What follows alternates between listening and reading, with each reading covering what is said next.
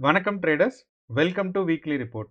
So இன்னைக்கு நம்ம November 10ஆம் தேதியிலிருந்து நவம்பர் 14ஆம் தேதி வரைக்கும் நிஃப்டி, பேங்க் நிஃப்டி மற்றும் சென்செக்ஸ் வந்து என்ன நடக்கிறதுக்கான வாய்ப்பு இருக்குது அப்படிங்கிறத பார்க்க போகிறோம். அண்ட் இன்னையோட அனாலிசிஸை பார்த்தீங்கன்னா நம்ம வந்து மல்டிபிள் ஃபேக்டர்ஸ் வச்சு டிட்டர்மைன் பண்ணுவோம். எப்பயுமே நம்ம வந்து வீக்லி ரிப்போர்ட் வந்து பார்த்தீங்கன்னா நிறைய டேட்டாஸ் வச்சு இன்க்ளூட் தான் பண்ணுவோம். ஆனால் இன்னையோட டேட்டா வந்து பார்த்தீங்கன்னா நமக்கு வந்து ஒரு 5 விஷயங்கள் இருக்கும். ஒன்று வந்து பார்த்தீங்கன்னா நமக்கு எப்பயும் போல் பண்ணுற மாதிரி ப்ரைஸ் ஆக்ஷன். அப்போ இந்த ப்ரைஸ் ஆக்ஷனில் என்ன பண்ணுவோம் அப்படின்னா மார்க்கெட் வந்து போன வெள்ளிக்கிழமை என்ன நடந்திருக்கு ஒன்று. ரெண்டாவது பார்த்தீங்கன்னா நமக்கு வந்து அதுக்கப்புறம் நம்மளோட வீக்லி ரிப்போர்ட், வீக்லி அனாலிசிஸ் வந்து எப்படி நடந்திருக்கு அப்படிங்கிறத பார்ப்போம். அண்ட் இதை தொடர்ந்து பார்த்தீங்கன்னா நம்ம வந்து ஓப்பன் இன்ட்ரெஸ்ட் டேட்டா வந்து பார்ப்போம். அந்த இந்த ஓப்பன் இன்ட்ரெஸ்ட் டேட்டா கூடிய மார்க்கெட்டில் எந்தெந்த இடத்துல எல்லாம் கால்ஸ் அதிகமாக ரைட் பண்ணியிருக்காங்க, கால்ஸ் வந்து பை பண்ணியிருந்திருக்காங்க, புட்ஸ் வந்து அதிகமாக சோல்ட் பண்ணியிருக்காங்க அப்படிங்கிறத பார்த்து இந்த ப்ரைஸ் ஆக்ஷன் டேட்டா கூட நமக்கு மேட்ச் ஆகுதா அப்படிங்கிறத நம்ம கன்ஃபார்ம் பண்ணுவோம். அண்ட் இது கூடவே பார்த்தீங்கன்னா நம்ம எப்பயும் பார்க்குற மாதிரி எஃப்ஐஐ டேட்டாஸை பார்ப்போம். ஸோ இந்த எஃப்ஐஐ டேட்டாஸில் வந்து பார்த்தீங்கன்னா நமக்கு வந்து கேஷ் மார்க்கெட்லேயும் பார்ப்போம். அண்ட் ஃபியூச்சர் இண்டெக்ஸஸ்லேயும் அவங்க எவ்வளோ வந்து அவங்க வந்து எஃப்ஐஐஸ் வந்து பையிங் அண்ட் செல்லிங் பண்ணியிருந்திருக்காங்க அப்படிங்கிற ஒரு விஷயத்தையும் வரும். ஸோ இது எல்லாம் சேர்த்து பார்க்கும்போதே பார்த்தீங்கன்னா நம்ம அடிஷ்னலாக வந்து வேற முக்கியமான விஷயங்கள் என்னென்னா நம்ம வந்து economic news, US market and Nifty ஐடியோட அனாலிசிஸும் பார்ப்போம். ஏன் வந்து நம்ம புதுசாக நிஃப்டி ஐடி இன்க்ளூட் பண்ண போகிறோம் அப்படின்னு பார்த்தீங்கன்னா நமக்கு யூஸ்வலாக பார்த்தீங்கன்னா நம்ம வந்து பேங்க் நிஃப்டி இன்க்ளூட் பண்ணுவோம். அப்போ இந்த நிஃப்டி 50 வந்து ரெண்டு முக்கியமான கான்ஸ்டியூவன்ட், இந்த நிஃப்டி 50ல் வந்து ரெண்டு முக்கியமான பங்கு இருக்குது. ஒன்று வந்து பார்த்தீங்கன்னா நமக்கு வந்து பேங்க் நிஃப்டியும், ரெண்டாவது வந்து பார்த்தீங்கன்னா நிஃப்டி ஐடியும். ஸோ அப்படிங்கிறனால நம்ம வந்து இந்த நிஃப்டி ஐடியையும் இன்னையிலிருந்து நம்ம அனாலிசிஸில் சேர்த்துக்குவோம். ஸோ தட் வந்து மார்க்கெட்டை நம்மளால் பெட்டராக அண்டர்ஸ்டாண்ட் பண்ண முடியும், எஸ்பெஷலி நம்ம வந்து வீக்லி ரிப்போர்ட் அனலைஸ் பண்ணும்போது. ஸோ கடைசியாக வந்து பார்த்தீங்கன்னா நமக்கு வந்து நிஃப்டி ஐடிக்கு அப்புறம் ரிலையன்ஸ் இண்டஸ்ட்ரீஸும் பார்த்துக்கோங்க. ஏன்னா ரிலையன்ஸ் இண்டஸ்ட்ரியோடது ஆல்மோஸ்ட் நமக்கு ஒரு 10% ஸ்டாக்ஸ் இருக்குது அவங்களோட நிஃப்டி 50ல். ஸோ இந்த ஒரு காரணத்தினால Reliance Industries. So price action, support and resistance அது கூட பார்ப்போம். FII data and open interest data, economic news, அடுத்த வாரத்துக்கு நம்ம ஏதாவது பிளான்ட் எக்கனாமிக் நியூஸ் நமக்கு வர்றதுக்கான இருக்கா, அண்ட் யூஎஸ் மார்க்கெட் முக்கியமாக பார்த்தீங்கன்னா S&P 500ம் நம்மளோட நாஸ்டாக்கும், கூடவே பார்த்தீங்கன்னா நிஃப்டி ஐடி. ஸோ இது எல்லாத்தையும் சேர்த்து நமக்கு அனலைஸ் பண்ணும்போது அடுத்த வாரத்துக்கான ஒரு ஸ்ட்ராங்கான எக்ஸ்பெக்டேஷன்ஸ் என்ன அப்படிங்கிறது நமக்கு கிளியராக புரியும். ஸோ ஃபஸ்ட்டு வந்து நம்ம முன்னாடியே சொன்ன மாதிரி ப்ரைஸ் ஆக்ஷனவே பார்க்கலாம். அப்போ இந்த ப்ரைஸ் ஆக்ஷன் பார்த்தோன்னா நமக்கு வந்து நிஃப்டி 50. அப்போ இந்த நிஃப்டி 50ல் ப்ரைஸ் ஆக்ஷனில் நம்ம வந்து என்ன சொல்லியிருந்தோம் அப்படின்னா வெள்ளிக்கிழமை வந்து ஒரு கேப் டவுன் வர்றதுக்கான வாய்ப்புகள் இருக்குது அப்படின்னு சொல்லியிருந்தோம். அண்ட் வெள்ளிக்கிழமை நீங்கள் ப்ரீ மார்க்கெட் ரிப்போர்ட் பார்த்துருந்தீங்கன்னா இந்த லைன் ஒன்று நான் போட்டிருந்தேன், அதை நான் வந்து ரிமூவ் பண்ணவே இல்லை. ஏன்னா இந்த ப்ரீ மார்க்கெட் ரிப்போர்ட்டில் நான் எந்த பாயிண்ட்டில் போட்டிருந்தோமோ ஆல்மோஸ்ட் க்ளோஸ் டு அந்த பாயிண்ட்டில் தான் மார்க்கெட் ஓப்பன் ஆயிருந்துச்சு. ஸோ இது வந்து ஒரு எதர்ச்சியாக தான் பண்ணும். ஆனால் மார்க்கெட் வந்து அந்த பாயிண்ட்டில் ஓப்பன் ஆனது வந்து நமக்கு ஒரு நல்ல ஒரு சந்தோஷமான விஷயமா தான் இருந்துச்சு. அப்போ நம்ம கேப் டவுன் எக்ஸ்பெக்ட் பண்ணது க்ளோஸ் டு நமக்கு ஒரு 80 பாயிண்ட்ஸ் எக்ஸ்பெக்ட் பண்ணியிருந்தோம். அதே மாதிரியே ஒரு கேப் டவுன் வந்துச்சு. அப்போ இந்த கேப் டவுனுக்கு அப்புறம் மார்க்கெட் வந்து டவுன் சைட் புஷ் ஆகும்னு எக்ஸ்பெக்ட் பண்ணது என்னாச்சு அப்படின்னு பார்த்தீங்கன்னா மார்க்கெட் வந்து ஒரு இன்டர்மீடியட் ரெசிஸ்டன்ஸ் ஆன 25,300 அப்படிங்கிற ரேஞ்சில் இருந்து கொஞ்சம் மேலே போயிடுச்சு. ஸோ இது வந்து மார்க்கெட் வந்து ஒரு சைட்வேஸ் மார்க்கெட்டுன்னு தான் சொல்லலாம். ஆனால் பாசிட்டிவ் சைட்வேஸ் மார்க்கெட். ஏன்னா நமக்கு வந்து ப்ரீவியஸ் டேவோட நம்ம ஏற்கனவே சொல்லியிருந்தது தான் இந்த ஹையை பிரேக் பண்ணாதான், ஸோ ப்ரீவியஸ் டேவோட ஒரு ஹையான ஹை ஃபார்ம் பண்ணாதான், ஹையர் ஹை இது ஃபார்ம் பண்ணாதான் மார்க்கெட் மேலே போகும். அதிலிருந்து இதை விட லோ ஃபார்ம் பண்ணாதான் மார்க்கெட் கீழே போகணும். ஆனால் லோவர் லோ ஃபார்ம் ஆச்சு தான். ஆனால் மார்க்கெட் பார்த்தீங்கன்னா இந்த லோவர் லோக்கு அப்புறம் மார்க்கெட் வந்து ட்ரெண்ட் ரிவர்ஸ் ஆயிடுச்சு. ஸோ அப்போ ஃபஸ்ட்டு ஒரு 3 கேண்டில் இல்லைனா 4 கேண்டிலில் நம்ம வெயிட் பண்ணி தான் நம்ம பொசிஷன் எடுத்துருந்துருக்கணும். ஏன்னா அது வந்து இந்த கேண்டிலோட பேஸ் தான் பார்த்தீங்கன்னா இன்ட்ராடேயோட ஒரு லோவஸ்ட் பாயிண்ட்டாக இருந்துச்சு. அப்போ இதை பிரேக் பண்ணுறதா இருக்குங்கிறது அப்போ நம்ம வந்து லைவ் மார்க்கெட்டில் ஸ்ட்ராட்டஜி பில்ட் பண்ணுறது தான். ஸோ அப்படிங்கிறனால நேற்று வந்து நம்ம மார்க்கெட் ஓப்பன் பண்ணது ஆல்மோஸ்ட் நம்ம எக்ஸ்பெக்ட் பண்ண மாதிரி தான். ஆனால் ப்ரைஸ் ஆக்ஷன் கொஞ்சம் டிஃபர் ஆச்சு. மார்க்கெட் வந்து ஃபுல்லான டவுன் ட்ரெண்ட் இல்லாமல் ஒரு ரிவர்ஸ் போச்சு. ஸோ இதுதான் வந்து பார்த்தீங்கன்னா முக்கியமானது. அப்போது இந்த ஒரு காரணத்தினால நமக்கு வந்து சப்போர்ட் அண்ட் ரெசிஸ்டன்ஸ் அப்படின்னு நமக்கு மார்க்கெட்டில் பார்த்தோம் அப்படின்னா முக்கியமான ரெசிஸ்டன்ஸாக இருக்க போகிறது திங்கக்கிழமையோட மார்க்கெட்டுக்கு பார்த்தீங்கன்னா 25,600ம் 25,200 தான் முக்கியமான ரெசிஸ்டன்ஸாக இருக்க போகுது. ஸோ இப்போ மார்க்கெட் வந்து இந்த 25,600 மேலே கிராஸ் பண்ணாதான் நமக்கு வந்து ஒரு கால் ஆப்ஷன்ஸ் ஹோல்டு பண்ணுறதுக்கான ஒரு எக்ஸ்பெக்டேஷன்ஸ் இருக்கும். மார்க்கெட் இங்கேருந்து மேலே புஷ் பண்ணுறதுக்கான ஒரு எக்ஸ்பெக்டேஷன்ஸ். அதே மாதிரி இங்கிருந்து டவுன்ஃபால் ஆச்சு அப்படின்னா இப்போ இருக்கிற பொசிஷன்லேருந்து மார்க்கெட் வந்து டவுன்ஃபால் ஆச்சு அப்படின்னா நமக்கு ஃபர்ஸ்ட் ரெசிஸ்டன்ஸ் இந்த இடத்துல சப்போர்ட் எந்த இடத்துல இருக்குன்னு பார்த்தீங்கன்னா நமக்கு வந்து 25,350. இது வந்து நமக்கு ப்ரீவியஸ் டேவோட லோ. இதுதான் ரொம்ப சிம்பிள். ஸோ அதனால இந்த லோ 25,350 தான் நமக்கு லோ. அப்போ இப்போ இருக்கிற ப்ரைஸ்ல இருந்து மேலே போகுதுன்னா ஃபர்ஸ்ட் வந்து 25,600ம் மார்க்கெட் கீழே வரதுக்கான ஒரு ரெசிஸ்டன்ஸ் அப்படின்னு பார்த்தோம்னா 25,350 தான் நமக்கு வந்து முக்கியமான ஒரு சப்போர்ட்டாக இருக்க போகுது. ஸோ இந்த ரெண்டு ப்ரைஸை கிராஸ் பண்ணாதான் நமக்கு வந்து இன்சைட் கேண்டில் ஃபார்ம் ஆகுது. அதாவது ஒரு சைட்வேஸ் மார்க்கெட் மூவ் ஆகிறதுல இருந்து பார்த்தீங்கன்னா பிரேக் அவுட் ஆகி மார்க்கெட் மேலேயோ கீழேயோ புஷ் ஆகிறதுக்கான ஒரு சான்சஸ் நமக்கு ரொம்ப அதிகமாக இருக்கு. ஸோ இதுதான் நிஃப்டி 50யோட ப்ரைஸ் ஆக்ஷன். அதே மாதிரி நம்ம நிஃப்டி 50யோட ஓப்பன் இன்ட்ரெஸ்ட் டேட்டா பார்த்தோம் அப்படின்னு பார்த்தீங்கன்னா நமக்கு வந்து முக்கியமாக கவனிக்க வேண்டியது என்னன்னா கால் ஆப்ஷன்ஸ் பிசிஆர் ரேஷியோ வந்து ஒரு கிளியரான பிசிஆர் ரேஷியோ இருக்கு விச் இஸ் க்ளோஸ் டு 0.9 தான். ஸோ இப்போ 0.9னா ஒரு பியரிஷ் மூமெண்ட்ஸ்க்கான ஒரு 0.9 தான் நமக்கு வந்து பிசிஆர் ரேஷியோ. ஆனால் நமக்கு பார்த்தோம் அப்படின்னா 26,000 நமக்கு 1.5 crores குவான்டிட்டி ஆஃப் பிசிஆர் அதாவது நம்மளோட ஸ்டாக்ஸ் இருக்கு. அப்போ இந்த ஒரு காரணத்தினால மார்க்கெட் இந்த இடத்துல ஹெட்ஜ் பண்ணியிருக்காங்கன்னு அர்த்தம். ஏன்னா பிசிஆர் ரேஷியோ நமக்கு ஸ்ட்ராங்காக வந்து 0.9 இருக்கிறனால இந்த இந்த கால் ஆப்ஷனோட ப்ரைஸ் வந்து பார்த்தீங்கன்னா ஹெட்ஜ்டு ப்ரைஸ். ஸோ அப்போ மார்க்கெட் வந்து ஒரு மல்டிபிள் சப்போர்ட் ரீஜன்ஸ் இருக்கு. அதாவது இந்த இடத்துல 25,300 25,400 இருக்கு. கடைசியாக பார்த்தீங்கன்னா 25,300. அப்போ நமக்கு இதுக்கு முந்தின வாரம் பார்த்தீங்கன்னா மல்டிபிள் கால் பொசிஷன்ஸ் இருந்துச்சு. 25,900 இருந்துச்சு, 25,800 and 700. ஸோ இந்த 3 பொசிஷனும் இருந்தனால தான் நம்ம என்ன எக்ஸ்பெக்ட் பண்ணிட்டு இருந்தோம்னா மார்க்கெட் வந்து மேலே போகாது, அதிகபட்சம் போனால் 26,000 வரைக்கும் போகணும். ஆனால் இப்போதைய நிலைமை நம்மளோட ஓப்பன் இன்ட்ரெஸ்ட் டேட்டா பார்த்தோம் அப்படின்னா மல்டிபிள் புட் ஆப்ஷன் பொசிஷன்ஸ் இருக்கிறனால மார்க்கெட் வந்து ஒரு சைட்வேஸ் இருக்கும். ஆனால் ஒரு சைட்வேஸ் வந்து ஒரு சின்னதாக ஒரு நெகட்டிவ் சைட், அதாவது இங்கேருந்து இந்த ரேஞ்ச்குள்ளே நமக்கு திங்கக்கிழமை இருக்கிறதுக்கான சான்சஸ் வந்து ரொம்பவே அதிகமாக இருக்குது. ஸோ அட் த மணி வந்து பார்த்தீங்கன்னா க்ளோஸ் டு 25,500. ஸோ அங்கேருந்து மார்க்கெட் வந்து 25,200க்குள்ளே வந்து ஒரு மார்க்கெட் சைட்வேஸ் ஒரு கன்சாலிடேஷன் பில்ட் ஆகிறதுக்கான எக்ஸ்பெக்டேஷன்ஸ் ரொம்பவே அதிகமாக இருக்குது. ஸோ இதுதான் நமக்கு வந்து நிஃப்டி 50ல. அண்ட் நம்ம நிஃப்டி 50ல கொஞ்சம் அதிகமான அனாலிசிஸ் டைம் ஸ்பெண்ட் பண்ணுறோம். காரணம் என்ன அப்படின்னா நிஃப்டி 50 அண்டர்ஸ்டாண்ட் பண்ணோம்னாவே நம்மளோட சென்செக்ஸை ஈஸியாக அண்டர்ஸ்டாண்ட் பண்ணிடலாம். ஸோ அந்த ஒரு காரணத்தினால தான். அப்போது நம்ம இப்போ என்ன பண்ணுறோம்னா வீக்லி கேண்டில் வச்சுக்கிறோம். அப்போ இந்த வீக்லி கேண்டில் ஏன் வைக்கணும் அப்படின்னா நமக்கு வந்து வீக்லி முக்கியமான ரெசிஸ்டன்ஸ் அண்ட் சப்போர்ட் என்ன அப்படிங்கிறத நம்ம அண்டர்ஸ்டாண்ட் பண்ணுறதுக்காக தான் நம்ம வந்து வீக்லி கேண்டில் வைக்கிறோம். அப்போது நமக்கு வந்து இந்த வாரத்தோட கேண்டில் பார்த்தீங்கன்னா நம்ம எக்ஸ்பெக்ட் பண்ணிட்டு இருந்தோம். போன வாரம் நீங்கள் ஞாபகம் இருந்தால் சரி, இந்த ஒரு லோவஸ்ட் பாயிண்ட்லேருந்து என்ட்ரி ஆயிடுச்சுன்னா இதுதான் நமக்கு கேண்டில். ஸோ அப்போ இந்த கேண்டிலுக்குள்ளே இன்சைட் கேண்டில் தான் நமக்கு வந்து மார்க்கெட் ஃபார்ம் ஆயிருக்கு. ஸோ அப்படிங்கிறனால இந்த இன்சைட் கேண்டில் வந்து இந்த கேண்டில்லேருந்து பிரேக் அவுட் ஆகணும். அப்போது நமக்கு முக்கியமான ரெசிஸ்டன்ஸ் அண்ட் சப்போர்ட் ரேஞ்ச் அப்படின்னு பார்த்தீங்கன்னா இந்த கேண்டிலுக்கு நமக்கு முக்கியமான வீக்லி அனாலிசிஸ் தான் பார்க்குறோம். ஸோ அப்படிங்கிறனால இதுக்கு ப்ரீவியஸாக இருந்த இந்த ஒரு கேண்டில் தான். ஸோ இந்த கேண்டிலோட ஹையஸ்ட் பாயிண்ட் தான் நமக்கு வந்து மார்க்கெட்டில் முக்கியமான ரெசிஸ்டன்ஸ் பாயிண்ட்ஸ். ஏன்னா இந்த கேண்டிலோட ஓப்பனிங் பொசிஷன் இங்கேயும் க்ளோசிங் பொசிஷன் இங்கே நமக்கு இது ரெட் கேண்டிலாக இருந்திருக்கு இந்த வீக். ஸோ அப்படிங்கிறனால இந்த பொசிஷனை கிராஸ் பண்ணாதான் மார்க்கெட் மேலே போகும். அண்ட் இந்த பொசிஷனை கிராஸ் பண்ணாதான் மார்க்கெட் வந்து ஒரு 100% கீழே போகிறதுக்கான ஒரு எக்ஸ்பெக்டேஷன்ஸ். ஸோ இதனால தான் பார்த்துருந்தீங்கன்னா நமக்கு வந்து ஒரு டவுன் ஃபாலிங்க்கு நம்ம ரொம்ப அதிகமாக வச்சுருந்தோம். ஸோ இதை தான் நம்ம வந்து ஒரு பாக்ஸாக நம்ம போட்டு என்ன சொல்லியிருந்தோம்னா மார்க்கெட் வந்து இந்த பாயிண்ட்லேருந்து இந்த பாயிண்ட் வரைக்கும் ஃபார்ம் ஆகிறதுக்கான ஒரு எக்ஸ்பெக்டேஷன்ஸ் இருக்குது அப்படிங்கிறத சொல்லியிருந்தோம். அண்ட் இந்த 25,600 பார்த்தீங்கன்னா மார்க்கெட்டில் ஒரு இன்டர்மீடியேட் சப்போர்ட்டாக இருக்குது, ரெசிஸ்டன்ஸாகவும் இருந்துச்சு, முன்னாடி சப்போர்ட்டாகவும் இருந்துச்சு. அண்ட் இந்த ரேஞ்ச் வந்து பார்த்தீங்கன்னா ஒரு நல்லா நமக்கு வந்து ஓப்பன் இன்ட்ரெஸ்ட் டேட்டாவில் ஒரு டெஸ்ட் பண்ண ரேஞ்ச். ஸோ அந்த ஒரு காரணத்தினால மார்க்கெட் வந்து இந்த ரேஞ்சுக்குள்ளே பவுண்ட் ஆகிறதுக்கான ஒரு எக்ஸ்பெக்டேஷன்ஸ் அடுத்த வாரம் நம்ம பில்ட் பண்ணுறோம். ஸோ அப்போது அடுத்த வாரத்துக்கும் பார்த்தீங்கன்னா இந்த ரேஞ்ச் தான் நமக்கு கண்டினியூ ஆகும். ஸோ மார்க்கெட்டில் மேபி இது வரைக்கும் வந்துட்டு அதுக்கப்புறம் பவுன்ஸ் பேக் ஆகிறதுக்கான ஒரு எக்ஸ்பெக்டேஷன்ஸ் நம்ம பார்க்கலாம். ஸோ இதுதான் நமக்கு வந்து நிஃப்டி 50. அப்போ இதே அனாலிசிஸ் அப்படியே நம்ம வந்து சென்செக்ஸில் அப்படியே இன்கார்பரேட் பண்ணோம் அப்படின்னா சென்செக்ஸ்லேயும் நமக்கு இந்த வீக்கோட கேண்டில் வந்து பார்த்தீங்கன்னா நெகட்டிவ் கேண்டில் தான் ஒன்று. அப்போது இந்த நெகட்டிவ் கேண்டிலுக்கு பக்கத்தில் நம்ம போன வாரம் என்ன சொல்லியிருந்தோம்னா மார்க்கெட்டுக்கு இந்த கேண்டிலோட விக் இருக்குது பாருங்கள், இது 84,200ம் கேண்டிலோட பாடி சைஸ் ஸ்டார்டிங்கில் வந்து பார்த்தீங்கன்னா 84,000. அப்போது மார்க்கெட் இங்கேருந்து இங்கே வர வரைக்கும் இதுதான் பார்த்தீங்கன்னா அடுத்த வாரத்துக்கான ரேஞ்ச். அப்போது சென்செக்ஸும் நமக்கு நிஃப்டி 50ல் எதிர்பார்க்குற மாதிரி அடுத்த வாரம் ஒரு கன்சாலிடேஷன் ஃபேஸ் ஆனால் இந்த ரேஞ்சுக்குள்ளே இருக்கலாம். 84,000க்கும் அதே மாதிரி 82,200க்கும். அப்போது இந்த ரேஞ்சுக்குள்ளே தான் நம்ம வந்து சென்செக்ஸையும் நம்ம அடுத்த வாரம் நம்ம எதிர்பார்க்குறோம். அண்ட் சென்செக்ஸோட ஓப்பன் இன்ட்ரெஸ்ட் டேட்டா நமக்கு ஏதாவது டிஃப்ரெண்ட்டான இன்ஃபர்மேஷனை சொல்லுதான்னு பார்த்தோம் அப்படின்னா சென்செக்ஸோட ஓப்பன் இன்ட்ரெஸ்ட் டேட்டா பார்க்கும்போது நமக்கு வந்து மார்க்கெட் வந்து பார்த்தோம்னா ஆல்மோஸ்ட் லைக் நமக்கு நிஃப்டி 50ல் இருந்த மாதிரி தான் பிசிஆர் ரேஷியோ பார்த்தீங்கன்னா 0.9 இருக்குது. அதே மாதிரி அவுட் ஆஃப் த மணியில் நம்ம சென்செக்ஸ் தான் கொடுத்துருந்தோம், ஆனால் நிஃப்டி 50 இருக்க மாதிரி தான் இருக்குது.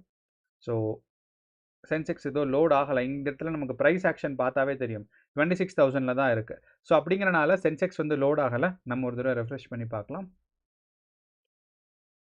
இப்போ நம்ம சென்செக்ஸோட ஓப்பன் இன்ட்ரெஸ்ட் டேட்டா பார்த்தோம் அப்படின்னா, மார்க்கெட்டில் சென்செக்ஸில் வந்து பார்த்தீங்கன்னா கால் ஆப்ஷன்ஸை விட புட் ஆப்ஷன்ஸ் தான் அதிகமாக இருக்குது. இது நம்ம ரேஞ்ச் பார்த்தாவே தெரியும்.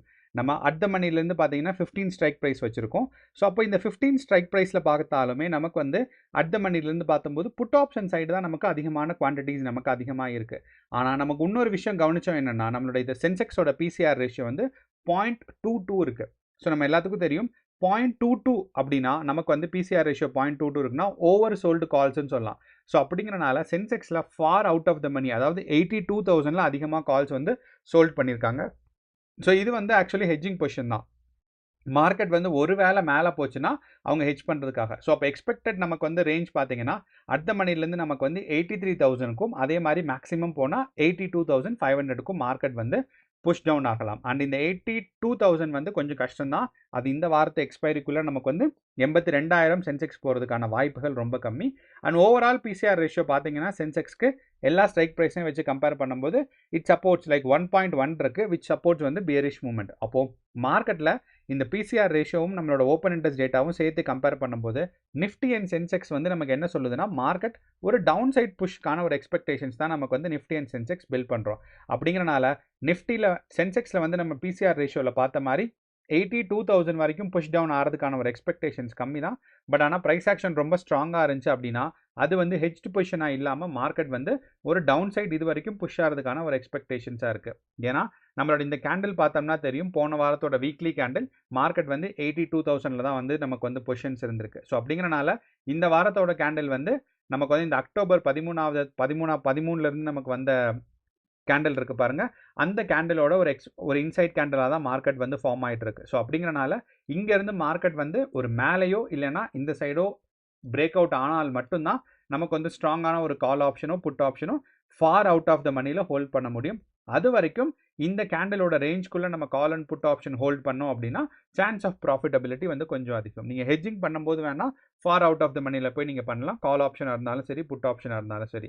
ஸோ இதே லாஜிக் அண்ட் அனாலிசிஸ் தான் பார்த்தீங்கன்னா நமக்கு வந்து நிஃப்டி 50க்கும். ஸோ நிஃப்டி 50க்கும் இந்த அக்டோபர் 13 17 வரைக்கும் இருந்துச்சு பாருங்கள், அந்த வாரத்தோட இன்சைட் கேண்டிலாக தான் இன்றைக்கி ஃபார்ம் ஆயிருக்கு. ஸோ இந்த வாரம் ஃபார்ம் ஆயிருக்கு. ஸோ அந்த ஒரு காரணத்தினால இந்த ரேஞ்ச்குள்ளே தான் நம்ம வந்து பொசிஷன்ஸ் ஹோல்ட் பண்ணுறது கொஞ்சம் அட்வைசபிளாக இருக்கும். அண்ட் ஹெட்ஜிங் பொசிஷன்ஸ் நீங்கள் வந்து ஆப்போசிட் சைடில் ஹோல்ட் பண்ணலாம். கடைசியாக பார்த்தீங்கன்னா நம்மளோட பேங்க் நிஃப்டி. அப்போ இந்த பேங்க் நிஃப்டி பார்த்தீங்கன்னா நமக்கு வந்து நிஃப்டி 50யை விட அண்ட் சென்செக்ஸை விட நேற்று வந்து மார்க்கெட் வந்து ஒரு பாசிட்டிவான ஒரு க்ளோஸில் தான் இருந்துச்சு. ஏன்னா நமக்கு வந்து நிஃப்டி 50 அண்ட் சென்செக்ஸ் பார்த்தீங்கன்னா ஓப்பனிங் அண்ட் க்ளோசிங் வந்து இப்போ பார்க்கும்போது மார்க்கெட் வந்து ஒரு சைட்வேஸ் மூவ்மெண்ட் மாதிரி தான் இருந்துச்சு. ஏன்னா ப்ரீவியஸ் டேவோட ஹையவோ ஆல்மோஸ்ட் லோ வரைக்கும் தான் மார்க்கெட் புஷ் ஆயிருந்துச்சு. வெள்ளிக்கிழமை நமக்கு இந்த இடத்துல வந்து ப்ரீவியஸ் டே லோ எந்த இருக்கோ எந்த ரேஞ்சில் இருந்துச்சோ அந்த ரேஞ்சில் தான் மார்க்கெட் வந்து சென்செக்ஸும் அண்ட் நிஃப்டியும் இருந்துச்சு. ஆனால் பேங்க் நிஃப்டி பார்த்தீங்கன்னா மார்க்கெட்டில் வந்து நமக்கு வெள்ளிக்கிழமை வந்து ஸ்ட்ராங்கான ஒரு க்ரோத், ப்ரீவியஸ் டே லோவை கிராஸ் பண்ணிவிட்டு ஆல்மோஸ்ட் ப்ரீவியஸ் டே ஹையையும் கிராஸ் பண்ணி நமக்கு பேங்க் நிஃப்டி புஷ் ஆயிருந்திருக்கு. அப்போது இந்த பேங்க் நிஃப்டி புஷ் ஆயிருந்திருக்கு அப்படின்னா அடுத்த வாரமும் பேங்க் நிஃப்டி கண்டினியூ ஆகிறதுக்கான சான்சஸ் கொஞ்சம் அதிகமாக இருக்குது. அப்படி கண்டினியூ ஆச்சுன்னா நமக்கு வந்து நிஃப்டி பாசிட்டிவ் ஆகிறதுக்கான சான்சஸ். அப்போது அடுத்த வாரத்தில் நம்ம முக்கியமாக கவனிக்க வேண்டியது பார்த்தீங்கன்னா நம்மளோட பேங்க் நிஃப்டியை. அப்போ இந்த பேங்க் நிஃப்டி அடுத்த வாரம் இந்த 57,900 ரேஞ்சிலேருந்து 58,400 ரேஞ்ச் வரைக்கும் மார்க்கெட் வந்து புஷ் ஆயிடுச்சு அப்படின்னா நம்ம வந்து மார்க்கெட்டில் என்ன பண்ணலாம்னா நிஃப்டி 50 அண்ட் சென்செக்ஸ் வந்து நெக்ஸ்ட் டே ரிஃப்ளெக்ட் ஆகிறதுக்கான சான்சஸ் இருக்குது.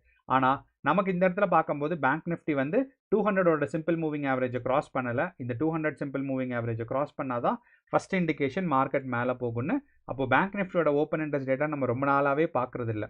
அண்ட் இதை வச்சு பார்த்தோம் அப்படின்னா பேங்க் நிஃப்டி வந்து நமக்கு ப்ரைஸ் ஆக்ஷன் மட்டும்தான். ஸோ மேபி அடுத்த வாரம் திங்கக்கிழமை மார்க்கெட் இந்த இடத்துல பேங்க் நிஃப்டி டவுன்ஃபால் ஆகிறதுக்கான சான்சஸ் இருக்குது. ஏன்னா Nifty bank Nifty and Sensex வந்து சம்டைம்ஸ் ஒரே மாதிரி ப்ரைஸ் ஆக்ஷன் இருக்கும். அண்ட் வெள்ளிக்கிழமை நடந்த மாதிரி பார்த்தீங்கன்னா ப்ரைஸ் ஆக்ஷன் மாறுறதுக்கான சான்சஸும் இருக்குது. ஸோ பெரும்பான்மையான நேரங்கள் பார்த்தீங்கன்னா நிஃப்டியும் சென்செக்ஸும் ஒரே மாதிரி தான் இருக்கும். ஏன்னா அதில் லிஸ்ட் பண்ணியிருக்கிற நம்பர் ஆஃப் ஸ்டாக்ஸும் லிஸ்ட் ஆஃப் ஸ்டாக்ஸும் ஒன்றுங்கிறனால. ஆனால் பேங்க் நிஃப்டியில் ஃபினான்ஷியல் ஸ்டாக்ஸ் தான் இருக்குது. ஸோ அப்போ இங்கே வந்து ஃபினான்ஷியல் ஸ்டாக்ஸ் க்ரோ ஆயிருக்கு அப்படிங்கிறனால மார்க்கெட் வந்து க்ரோத் ஆகிறதுக்கு புஷ் ஸ்டார்ட் பண்ணியிருக்காங்க. ஆனால் நம்ம திங்கக்கிழமையும் பேங்க் நிஃப்டி க்ரோ ஆச்சுன்னா நிஃப்டி 50 பாசிட்டிவாக நம்ம வந்து எதிர்பார்க்கலாம். ஸோ இதுதான் வந்து ப்ரைஸ் ஆக்ஷன் அண்ட் முக்கியமான சப்போர்ட் அண்ட் ரெசிஸ்டன்ஸோட வருது. கடைசியாக பார்த்தீங்கன்னா நம்ம வந்து ஐடியும் சொல்லியிருந்தோம். அப்போது ஏன் வந்து நிஃப்டி ஐடி வந்து நமக்கு ரொம்ப முக்கியம் அப்படின்னா, நிஃப்டியை வந்து ரெண்டாக பிரிக்கலாம். ஒன்று வந்து பார்த்தீங்கன்னா பேங்க் நிஃப்டி ஆகவும் நிஃப்டி ஐடி ஆகவும் பிரிக்கலாம். ஸோ பேங்க் நிஃப்டி வந்து ஃபினான்ஷியல் ஸ்டாக்ஸு, அடுத்து வந்து பார்த்தீங்கன்னா நிஃப்டி ஐடி. இது ரெண்டும் தான் பார்த்தீங்கன்னா ஆல்மோஸ்ட் நமக்கு முக்கியமான ஒரு மேஜர் பார்ட் ஆஃப் நிஃப்டி 50 ஆகுது. அப்போது இந்த ரெண்டு ஸ்டாக்ஸும் இண்டிவிஜுவலாக க்ரோ ஆகுது அப்படின்னா மார்க்கெட் வந்து க்ரோ ஆகத்தான் செய்யும் நிஃப்டி 50. ஆனால் நிஃப்டி ஐடி பார்த்தோம் அப்படின்னா போன வாரம் நவம்பர் முதல் வாரம் ஸ்ட்ராங்கான ஒரு டவுன்ஃபாலில் தான் இருக்குது. அண்ட் நம்ம வெள்ளிக்கிழமை பார்த்தீங்கன்னா ஒரு அதுக்கு ப்ரீவியஸ் டே லோவை கூட நமக்கு பிரேக் பண்ணல நிஃப்டி 50 மாதிரியே.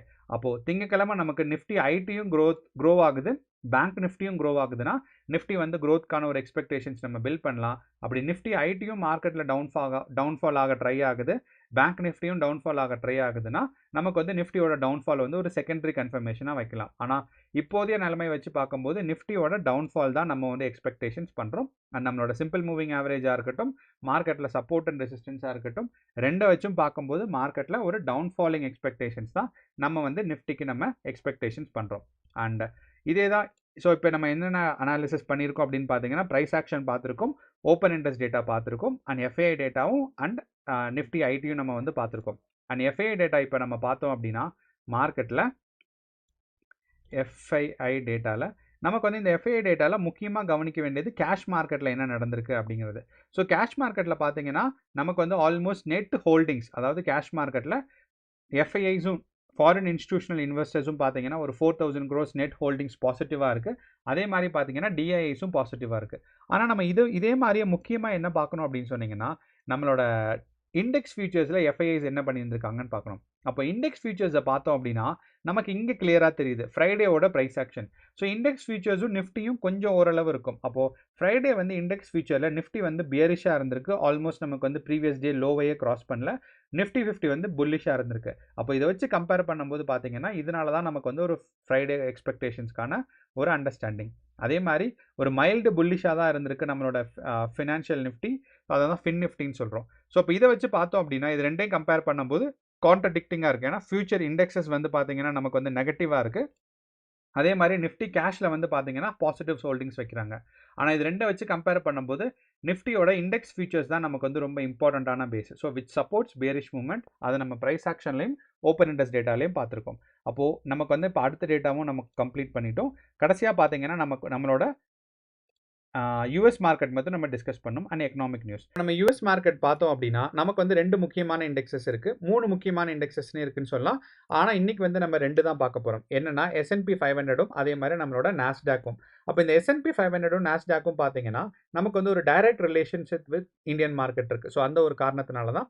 ஸோ அப்போது நம்மளோட S&P 500 வந்து வெள்ளிக்கிழமை நமக்கு நிஃப்டியில் நடந்த மாதிரியே ஒரு கேப் டவுன் ஃபார்ம் ஆகிட்டு கொஞ்சம் மார்க்கெட் வந்து பாசிட்டிவாக போயிருந்திருக்கு. அண்ட் இந்த பாசிட்டிவ் மார்க்கெட் வந்து ப்ரீவியஸ் டே லோவோட எந்த ரேஞ்சில் இருந்திருக்கோ அந்த ரேஞ்சில் தான் இருந்திருக்கு. அப்படிங்கிறனால நம்ம இந்தியன் மார்க்கெட் எப்படி நடந்துச்சோ நிஃப்டி அண்ட் சென்செக்ஸ் அதே மாதிரி தான் பார்த்தீங்கன்னா S&Pயும் நடந்திருக்கு.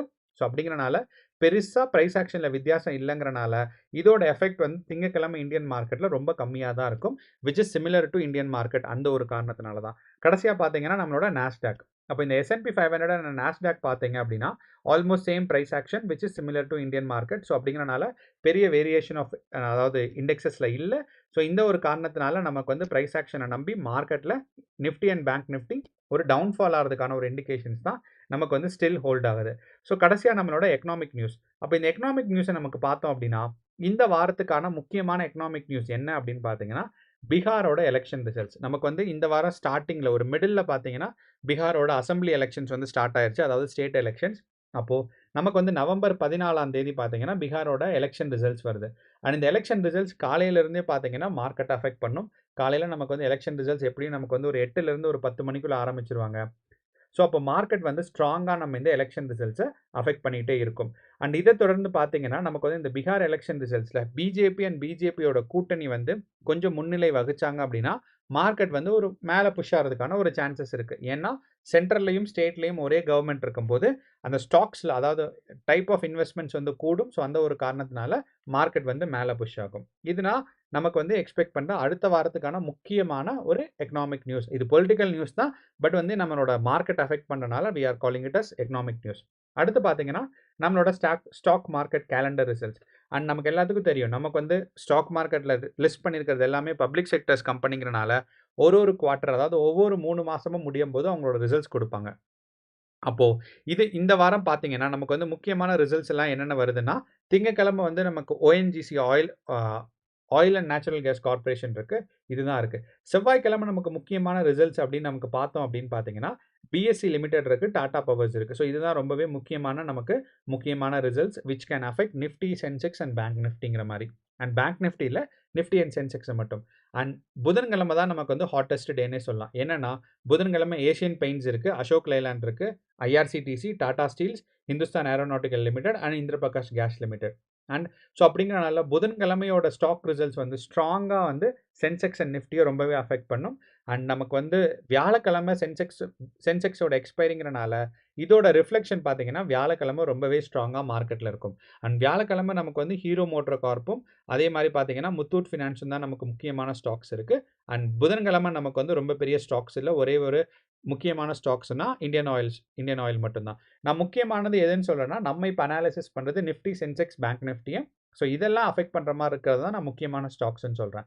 அப்போது நம்ம ஸ்டாக் ரிசல்ட்ஸ் கேலண்டரில் பார்த்தோம் அப்படின்னா, நமக்கு வந்து புதன்கிழமை தான் ரொம்ப முக்கியமான நாள். அண்ட் இதோட ரிஃப்ளெக்ஷன் வந்து வியாழக்கிழமை நம்மளோட சென்செக்ஸில் இருக்கிறதுக்கான வாய்ப்புகள் ரொம்பவே அதிகமாக இருக்குது. கடைசியாக பார்த்தீங்கன்னா, நம்ம வந்து ஹாலிடே கேலண்டர். அண்ட் இந்த ஹாலிடே கேலண்டரில் நமக்கு அடுத்த வாரம் டிசம்பர் 25 வரைக்கும் நோ பிளான்டு ஹாலிடேஸ். ஸோ அப்படிங்கிறனால மார்க்கெட் வந்து ஒரு ஃபுல் டைம் ஆப்ரேஷன்.